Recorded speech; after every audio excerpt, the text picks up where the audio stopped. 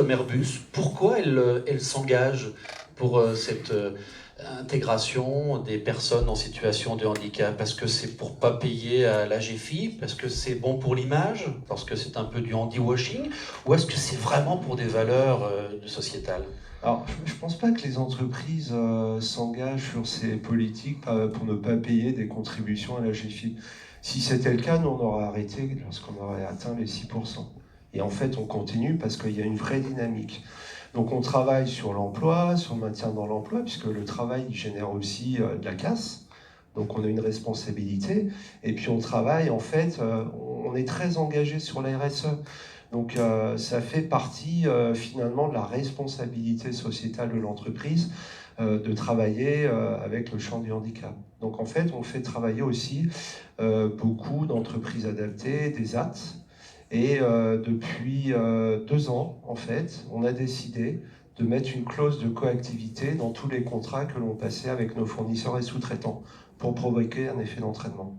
Cela veut dire que lorsque vous travaillez avec un sous-traitant, par exemple, vous vérifiez que ce sous-traitant est aussi enclin à cette intégration de la personne en situation de handicap. Alors du coup, quand on va négocier le contrat, voilà, Oui. c'est dans le contrat. c'est dans le cahier des charges, Oui. lors de l'appel d'offres, et puis après, effectivement, on vérifie. Donc il devra justifier. Merci pour ce témoignage. Servan Lépine, vous êtes président et fondateur, je vais changer de place pour que ça soit plus facile, fondateur d'Excelium. Vous êtes une entreprise qui proposait des services de solutions de sécurité, 150 salariés, et vous êtes aussi, d'ailleurs comme Yves-Olivier Lenormand, également missionné à plusieurs reprises par alors, CGT dans un premier temps et MEDEF ensuite sur cette question du handicap. Vous avez un engagement aussi très important, vous personnellement, sur cette question. Pourquoi ? Alors, tout simplement parce que la vie vous rattrape et que j'ai 4 fils et aujourd'hui je peux dire que j'ai la chance d'avoir un fils aîné qui est né avec une pathologie et du coup assez vite dans le couple, dans la famille, eh bien je me suis un peu orienté sur l'avenir de cet enfant, de sa professionnalisation et du coup je suis tombé dedans et j'ai pu rencontrer les structures de l'emploi et essayer de comprendre où il fallait œuvrer. C'est important que le chef d'entreprise soit sensibilisé à cette question. Si le chef d'entreprise n'y est pas, c'est pas la peine, les cadres peuvent toujours ils n'arriveront pas à sensibiliser l'ensemble de l'entreprise. Alors, tout à fait. Moi, c'est une conviction que j'ai profonde, c'est que si, à la tête de l'entreprise ou dans ses corps intermédiaires, dans des grands groupes comme Airbus, s'il n'y a pas une conviction forte de l'encadrement à engager ces démarches, ça ne peut pas aboutir. Parce que il faut entraîner les équipes, il faut maintenir une pression constante dans la dynamique de recrutement des personnes porteuses de handicap, et donc c'est une nécessité. Je dis couramment, on ne peut pas faire de la qualité dans une entreprise si la direction n'a pas décidé des niveaux de standards qualitatifs pour ses clients. De la même manière, si l'entreprise n'est pas convaincue de la nécessité d'intégrer des personnes différentes, eh bien ça n'y arrive pas. Aujourd'hui, 9% de la masse salariale de votre entreprise concerne des personnes en situation de handicap. Et vous me disiez au téléphone, j'ai autant de complexité à recruter un cadre qu'une personne en situation de handicap. C'est aussi compliqué. Alors, on ne va pas dire compliqué en soi, mais sur lequel il faut mettre de la vigilance. Quand vous recrutez dans une PME comme la mienne, un gars qui va prendre entre, on va dire, 60 et 80 kilos de rémunération par an, ça fait un trou un peu dans la structure. Et donc, on va être en attention, on va être dans une analyse respective, à la fois du poste qu'on propose et des compétences, des attitudes que le candidat a présentées.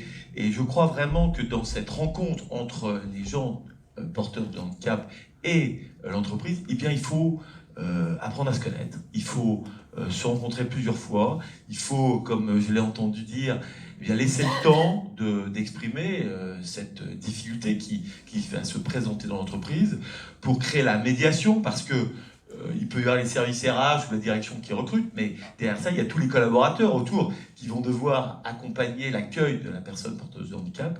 Et du coup, c'est tout un travail qu'il ne faut pas négliger, qu'il ne faut pas brutaliser, sur lesquels il ne faut pas aller trop vite.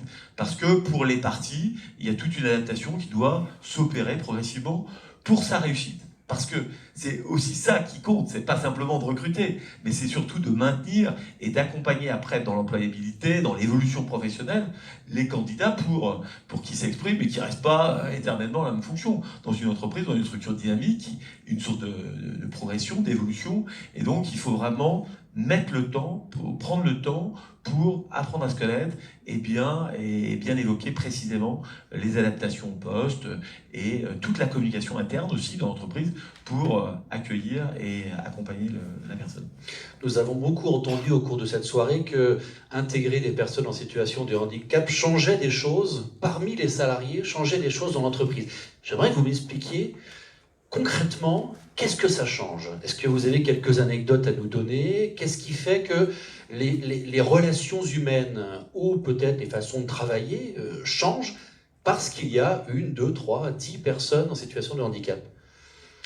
Alors, Yves Olivier en a témoigné à travers les excellents résultats qu'ils ont obtenus.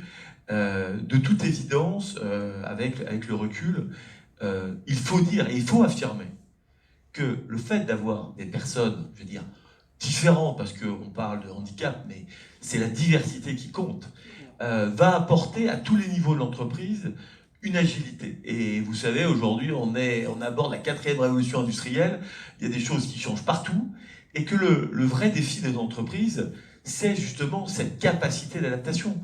Et si l'entreprise n'a pas exercé un petit peu en amont cette aptitude à intégrer des choses un peu plus compliquées, eh bien, elle va être beaucoup moins enclin à opérer ces grands changements d'organisation, ces grands changements de technologie, ces grands changements d'approche numérique. Et du coup, je crois que véritablement, aujourd'hui, il y a une corrélation qui apparaît entre l'aptitude des entreprises à intégrer cette différence et associé à ça, cette aptitude à intégrer aujourd'hui des nouveaux principes technologiques ou autres qui forgent les entreprises d'aujourd'hui.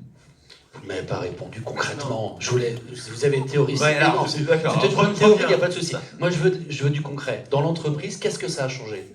Alors ça change tout, je me répète. Non, d'abord au niveau des collaborateurs, de toute évidence, dans une entreprise où globalement tout le monde se ressemble, tout le monde a le même milieu. Moi j'ai été marqué lorsque on a intégré les premières personnes porteuses de handicap. Les collaborateurs qui ont un petit peu mal à la gorge, tout d'un coup qui ont un peu mal à la tête, ils arrivent, oh j'ai mal dormi, etc. Et ils se retrouvent confrontés face à la différence. Et là je peux vous dire que j'ai vu de mes yeux des gens qui disent mais c'est n'importe quoi.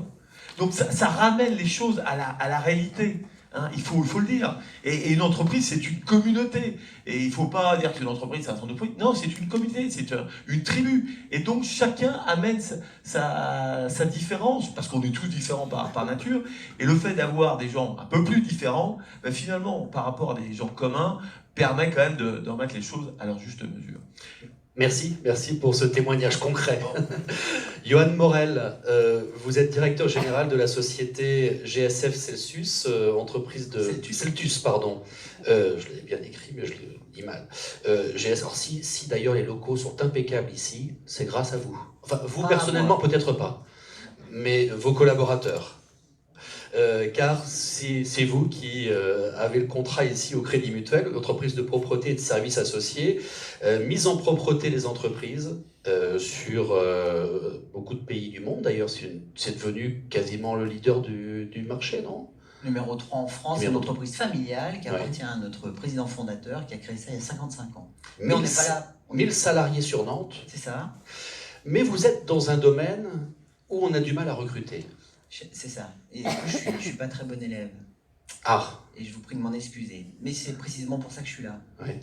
Je remercie Alain Bosival d'avoir pensé à m'inviter, d'ailleurs pour cette raison-là.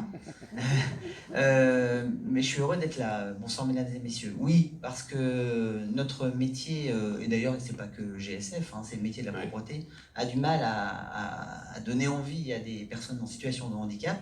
Alors on a du mal à donner envie tout court. Hein. Je suis conscient qu'on n'attire pas forcément. Par contre, on est un métier formidable. Moi, ça fait 25 ans que j'y suis. Je suis rentré tout petit dans l'entreprise GSF. J'étais apprenti et puis j'ai eu la chance de pouvoir arriver jusque-là. Mais ce métier-là, c'est une vraie vocation. Et ce que je suis là aussi pour d'abord écouter comment marche un petit peu le monde du handicap, parce que je le connais peu et je vous disais qu'on n'était pas très bon élève, même si on respecte nos obligations. Mais je rejoins mes collègues ici présents, c'est pas ça qui compte. Ce qui compte, c'est comment on intègre, comment on donne envie, et puis de créer de l'envie à tout le monde, y compris les personnes les plus... celles qui ont envie, en tout cas qui sont motivées, et puis qui ont envie de trouver un travail stable dans lequel elles peuvent s'épanouir. Et nous, on a des métiers, et en particulier chez nous, qui peuvent répondre à ces attentes-là. Jusqu'à présent, je trouvais qu'on communiquait mal. J'ai pris des notes depuis tout à l'heure. C'est fait pour ça, cette réflexion-là, parce qu'il y a finalement, je trouve qu'il y a plein de choses qui existent, que je ne connaissais pas. Alors, certains vont juger ça insuffisant, sans doute, pour ceux qui ont un petit peu de mal à se retrouver, ou qui ont eu un accident de la vie, qui ont du mal à garder leur précédent emploi. Par contre, il y a des entreprises aussi, dans des métiers un peu méconnus, comme le nôtre, qui peuvent proposer de vraies perspectives. Alors, pas seulement des métiers de base, mais il y a des métiers, on fait tout un tas d'activités. On a une diversité de postes de travail. Sur 1000 postes, j'ai pas que des postes d'agents de service, j'ai aussi des postes d'encadrement intermédiaire, j'ai des postes de contrôleur, des postes de qualité. Qu'est-ce qui fait que vous n'arrivez pas justement à trouver chaussures à votre pied, justement? Qu'est-ce qui fait qu'aujourd'hui, votre entreprise recrute? De l'autre côté, on a des personnes en situation de handicap qui cherchent du boulot, il y a 2 fois plus de chômage chez eux, et on n'arrive pas à les mettre ensemble. Comment ça se fait? Je pense que d'abord, on est mauvais, parce qu'on ne communique pas très bien, d'une part. On ne connaît pas très bien, d'ailleurs, moi j'ai noté...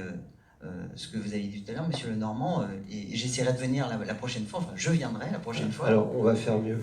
On va organiser une information collective pour présenter vos métiers aux demandeurs d'emploi, donc ça Cap Emploi va s'en occuper, et puis on organisera un job dating. Formidable. Voilà.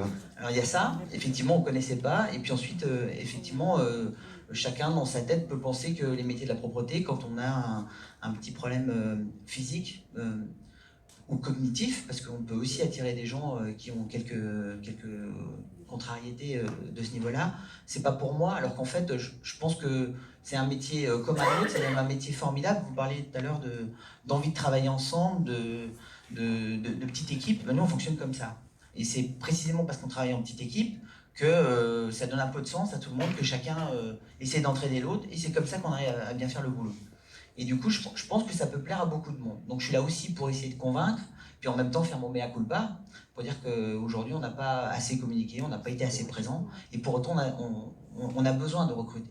Donc parmi les jeunes ou les moins jeunes, si certains sont intéressés à l'idée de venir dans ces métiers-là, pas seulement chez nous, parce que mes confrères, je pense, ont les mêmes contraintes, mais en tout cas chez nous en particulier, venez dans notre boîte, vous pouvez postuler, vous pouvez nous voir tout à l'heure, vous pouvez me voir, et ce sera avec plaisir que je prendrai vos éléments.